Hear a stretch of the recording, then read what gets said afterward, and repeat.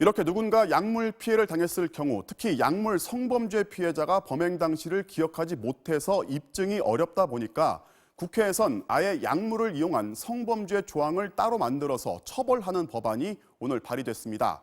핵심은 가해자가 발을 뺄 수 없도록 약물에 취한 피해자가 사전에 성관계에 동의했다는 걸 가해자가 입증해야 하는 겁니다. 박연수 기자입니다.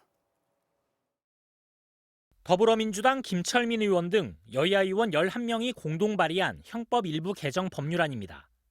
법안은 버닝썬 사건 이후 약물 성범죄 처벌 필요성이 제기되고 있다며 특히 물뽕이라 불리는 GHB는 빈번하게 사용되고 있지만 체내 검출이 어려워 피해를 인정받지 못하고 있다고 지적했습니다.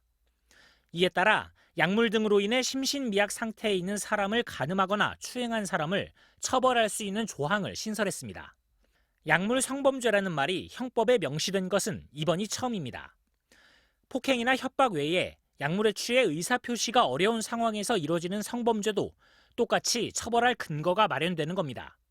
이런 범죄 행위를 좀 근절시킬 수 있는 법안을 마련하고 또 이런 범죄 행위를 한 사람에 대해서는 강력한 처벌을 해주는 것이 우리가 해야 될 역할이라고 생각하고 있었기 때문에. 또 피해자 몸에서 GHB 같은 마약류가 검출되면 가해자를 가중 처벌하는 조항도 추가됐습니다. 어떤 성범죄를 저지를 목적을 가지고 약물을 투입한다라는 거는 먼저 준비가 들어가거든요. 강간이나 준강간, 중강도증 이런 것보다도 더 강력하게 처벌을 해야 된다고 생각합니다. 법안이 통과되면 가해자의 입증 책임이 무거워집니다.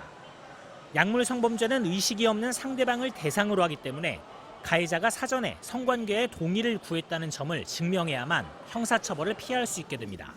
동의를 했는지 안 했는지를 기준으로 해야 되고 그것에 대한 질문은 피고인, 피의자에게 해야 된다. 그래서 네가 동의를 구했는지 당신이 증명을 해라. 개정안이 시행된다면 약물 성범죄 피해가 폭넓게 인정되고 가해자에 대한 형사처벌도 좀 더 적극적으로 이뤄질 전망입니다. MBC 뉴스 박윤수입니다.